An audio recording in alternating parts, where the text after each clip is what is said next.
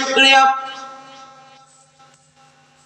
যে মহান আল্লাহ পাক রব্বুল আলামিন পরওয়ারদিগার আলম আপনার আমার মুবারক মাহফিলে এসে বসার তৌফিক দিয়েছেন। আল্লাহ পাক রব্বে করিম আপনার আমার সুস্থ অবস্থায় পৃথিবীর জমিনে সর্বশ্রেষ্ঠ নিয়ামত সুস্থতার নিয়ামত আল্লাহ পাক আপনার আমার সুস্থ অবস্থায় এই মুবারক মাহফিলে জান্নাতি বাগানে বসাইছেন।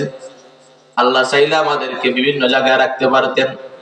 অনেক ভাইরা অনেক বাবারা মাহফিলে আসতে পারেন না, তারা সুস্থ অবস্থায় তারপর মাহফিলে আসতে পারেন না, কারণ তার কপালটা বড় খারাপ। আল্লাহ আমরা কপাল ভালো করিয়া মায়া করিয়া আমরা এই জায়গার মাঝে মাহফিলের মাঝে বসাইছেন।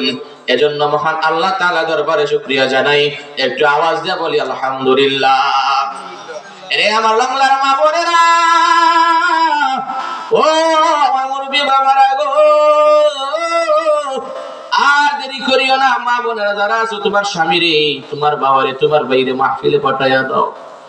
মুরব্বি বাবা যারা আছো, তুমি কখন তোমার আজরাইল চলে আসবে, কখন তোমার সামনে আজরাইল চলে আসবে গো। এই মাহফিলটা তুমি আসিয়া বসিয়া তুমি গুনাহ মাফ করা, গুনাহ মাফের আজকে একটা সুযোগ চলে যায়। মুরব্বি বাবারা দেরি করিও না, কপালটা ভালো করো। যুবক ভাইরা কপালটা ভালো করো। যদি কপাল ভালো করতে চাও তাহলে আজকে মাহফিলে আসিয়া বসিয়া কোরআন হাদিস থেকে আলোচনা হবে, শোনো আর আল্লাহর কাছে কান্দিয়া কান্দিয়া দোয়া করো। আল্লাহ, জীবনে 25টা বছর 30টা বছর খালি পাপ করছি, গুনাহ করেছি, জীবনে নামাজ পড়ি নাই, আমল করি নাই গো আল্লাহ। আজকের মাহফিলের ওসিলায় আমাদের গুনাহগুলো মাফ করে দাও। আল্লাহর কসম, যে সময় এই জান্নাতি বাগানের দই দিয়া আল্লাহর কাছে মাফ চাইবেন, আমার আল্লাহ বান্দা বান্দির সমস্ত গুনাহ মাফ করে দিবা। একটু জোরে বলেন না সুবহানাল্লাহ। বাজার আমার, বন্ধু আমার,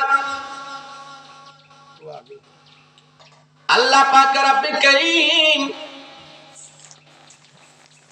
সূরা ইউনূসের মাঝে ঘোষণা দিলেন, আলা ইন্না আউলিয়া আল্লাহ, আল্লাহু আকবার, আল্লাহু আকবার। আমার আল্লাহ ডাক দেয় কয় সাবধান, আলা সাবধান, সাবধান। প্রথমে বলছেন সাবধান, আলা সাবধান, ইন্না আউলিয়া, নিশ্চয় আউলিয়া মানে ওলি, আল্লাহর খাস বান্দা, আল্লাহর বন্ধু। আল্লাহ বান্দা থেকে বন্ধু বানায় ওলি বানায়া দিয়েছে। আল্লাহ প্রথমে সাবধান করে দিলেন, আলা তোমরা সাবধান, যারা আমি আল্লাহ ওয়ালা, যারা আমি আল্লাহর বন্ধু, যারা আমি আল্লাহর ওলি হয়ে গেছি, তোমরা তাদের সাথে লাগিও না, ফিতনা করিও না, তাদের সাথে জুলুম করিও না, বরং তাদেরকে মায়া করা, মহব্বত করো। আর এদেরকে মায়া করলে, মহব্বত করলে আমি আল্লাহ তোমাদেরকে ওলি বানায়া দিব। সুবহানাল্লাহ। আরে বাজান আমার,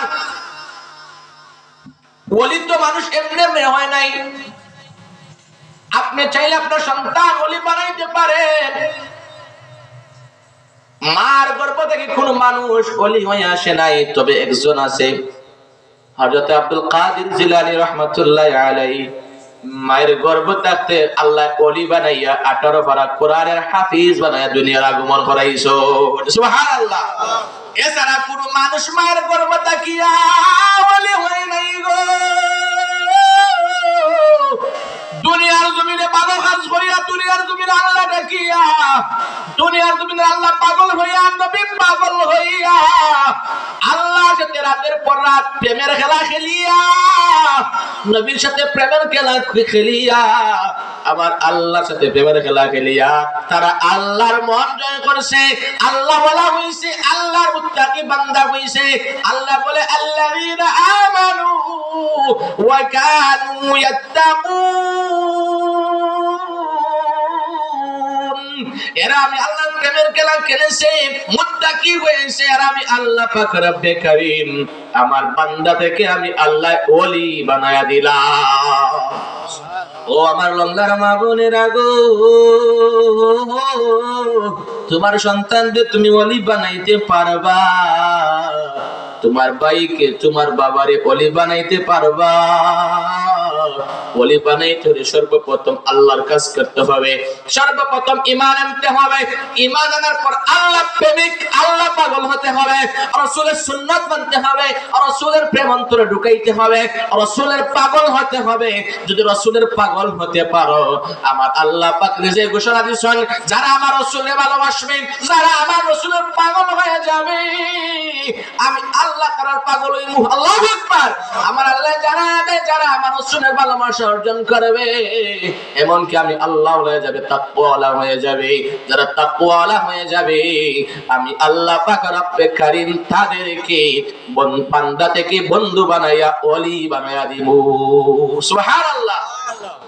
এরপরে আল্লাহ বলেন, ওয়ালা খাউফুন আলাইহিম ওয়ালা হুম ইয়াহজানুন।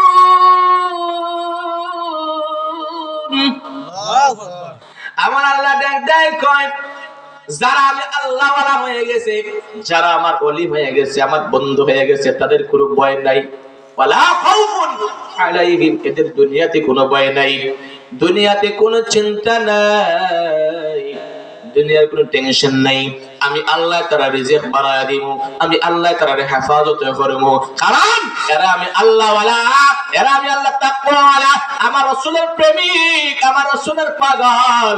এরা তাহাজ্জুদ পড়ি আমি আল্লাহর ডাকে, এরা ফজরের নামাজ পড়ি আমি আল্লাহর ডাকে, যোহরের নামাজ পড়ি আমি আল্লাহর ডাকে, আসরের নামাজ পড়ি আমি আল্লাহর ডাকে, নফল ইবাদত করি আমি আল্লাহর ডাকে, মায়ের সাথে বাবার সাথে ভালো ব্যবহার করে আমি আল্লাহ এদেরকে কোনো ভয় দিলাম না, এরা দুনিয়াতে কোনো ভয় নাই। এমনকি আল্লাহ জানায় দেয়, ওয়ালা হুম ইয়াহজানুন, এমনকি কাল কিয়ামতের দিন আখিরাতের ময়দানে আমার আল্লাহ এদেরকে জানায় দেয়, এদের কোনো চিন্তা নাই, এদের কোনো ভয় নাই, এদের কোনো ডর নাই। আমি আল্লাহ পাক আমার বন্ধুদেরকে বিনা হিসাবে জান্নাত দিয়ে দিব। সুবহানাল্লাহ। এবার ওলি হতে গেলে আল্লাহ বলেছেন, আল্লাযীনা আমানু ওয়া কানু ইয়াত্তাকুন। ওলি হতে গেলে তাকওয়াওয়ালা হতে হবে। ইয়াত্তাকুন, তাকওয়াওয়ালা, আল্লাহওয়ালা। তাকওয়া মানে আল্লাহর ভয়, আল্লাহকে এমন ভাবে ভয় করা যেভাবে ভয় করলে আল্লাহ পাওয়া যায়, গুনাহ থেকে বাঁচা যায়, সেইভাবে আল্লাহরে ভয় করা। সুবহানাল্লাহ। উদাহরণস্বরূপ, মানুষ যদি একটা বাঘ দেখে ভয় পায় কি পায় না? কথা বলেন, জোরে কথা বলেন। আমরা যারা আছি জান্নাতের বাগানে যারা আছি, এরাই বড় দামি। সুবহানাল্লাহ। কিয়ামতের দিন এই জান্নাতে বসনেওয়ালারে আল্লাহ কখনো জাহান্নামের আগুনে জ্বলাবে না। আল্লাহ পাক রব্বে কারীমের তাকওয়া, আল্লাহকে ভয়। মানুষ যদি একটা বাঘ দেখে খাঁচার মাঝে বন্দী, ভয় পায়। এ দেখতাছে খাঁচার মাঝে বন্দী বাঘটা, খাঁচার মাঝে দেখার পর মানুষ তারও যায় না, কি জানি খাঁচা ভাঙ্গিয়া খাইলে, কিন্তু খাঁচা তো ভাঙতো পারতো না, এরপর মানুষ ডরাইয়া যায় না, যায়নি। কিন্তু আল্লাহর এমন ভাবে ভয় করো বাবা, যেই ভয়টা তোমার বাঘরে দেখিয়া হয়, তুমি দেখো বাঘটা বড় খাঁচায়, সে সরতে পারবে না, তোমারে বক্ষণ করতে পারবে না, তারপরে তুমি ডরাও।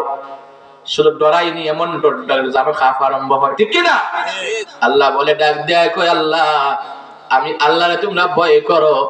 ইয়া আইয়ুহাল্লাযীনা আমানুত্তাকুল্লাহ হাক্কা তুকাতি, এমন ভাবে ভয় করো যেভাবে ভয় করলে আমি আল্লাহ পাক রব্বে কারীম খুশি হয়ে যাই। তোমরা সেইভাবে আমি আল্লাহরে ভয় করো।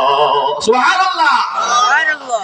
এবার আসুন বাবা আমার, বন্ধুরা আমার, আল্লাহ ওলি হতে গেলে সর্বপ্রথম আল্লাহর ভয়, তাকওয়া, আল্লাহর ভয়। ও আমার আল্লাহর বাবারা, ও আমার যুবক ভাইরা, ও আমার পর্দার আলের মা বোনেরা, তোমার সন্তানদের ওলি বানাইতে হলে সর্বপ্রথম আল্লাহর ভয় ঢুকাইতে হবে।